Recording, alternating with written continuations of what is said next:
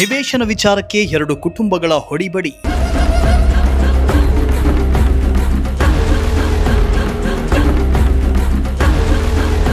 ಹಾಕಿ ಮುಂದೆಯೇ non stop ಮಾರಾಮಾರಿ.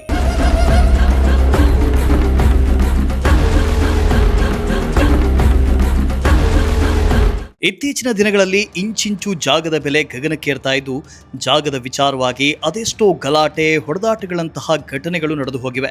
ಈಗ ಜಾಗದ ವಿಚಾರಕ್ಕೆ ಎರಡು ಗುಂಪುಗಳ ನಡುವೆ ನಾನ್ ಸ್ಟಾಪ್ ಹೊಡಿಬಡಿಯಾಗಿದ್ದು, ಮುಖಾಮುಖಿ ನೋಡದೆ ಹೊಡೆದಾಟವಾಗಿದ್ದು, ಗಾಯಾಳುಗಳು ಆಸ್ಪತ್ರೆ ಪಾಲಾಗಿರುವ ಘಟನೆ ಚಿಕ್ಕಬಳ್ಳಾಪುರ ಜಿಲ್ಲೆ ಚಿಂತಾಮಣಿ ತಾಲೂಕಿನ ಮಹಮ್ಮದ್ಪುರ ಗ್ರಾಮದಲ್ಲಿ ನಡೆದಿದೆ.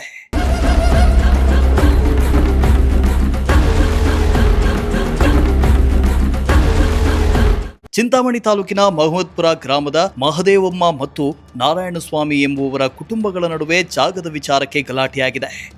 ಮಹದೇವಮ್ಮ ಎಂಬುವವರಿಗೆ ಸರ್ಕಾರದಿಂದ ಮನೆ ಮಂಜೂರಾಗಿತ್ತು. ಹೀಗಾಗಿ ಈ ಜಾಗದಲ್ಲಿ ಮಹದೇವಮ್ಮ ಕುಟುಂಬಸ್ಥರು ಪಾಯ ಹಾಕಿ ಮನೆ ಕಟ್ಟುವುದಕ್ಕೆ ಮುಂದಾಗಿದ್ದು, ಜಾಗದ ವಿಚಾರವಾಗಿ ನಾರಾಯಣಸ್ವಾಮಿ ಕುಟುಂಬಸ್ಥರು ಗಲಾಟೆ ತೆಗೆದಿದ್ದಾರೆ.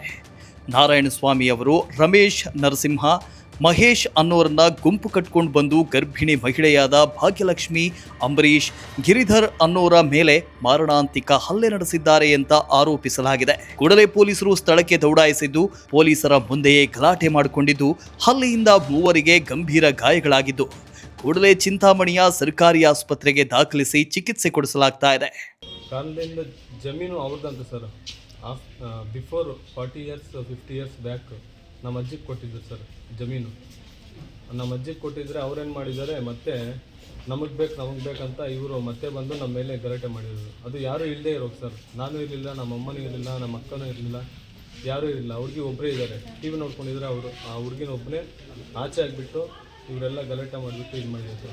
ಇನ್ನು ಈ ಸಂಬಂಧ ಚಿಂತಾಮಣಿ ಗ್ರಾಮಾಂತರ ಪೊಲೀಸ್ ಠಾಣೆಯಲ್ಲಿ ಪ್ರಕರಣ ದಾಖಲಾಗಿದ್ದು, ತನಿಖೆ ನಡೆಸಿ ಮುಂದಿನ ಕ್ರಮಕ್ಕೆ ಮುಂದಾಗಿದ್ದಾರೆ. ಮೋಹನ್ ಕುಮಾರ್, ಪ್ರಜಾಶಕ್ತಿ ಟಿವಿ, ಚಿಕ್ಕಬಳ್ಳಾಪುರ.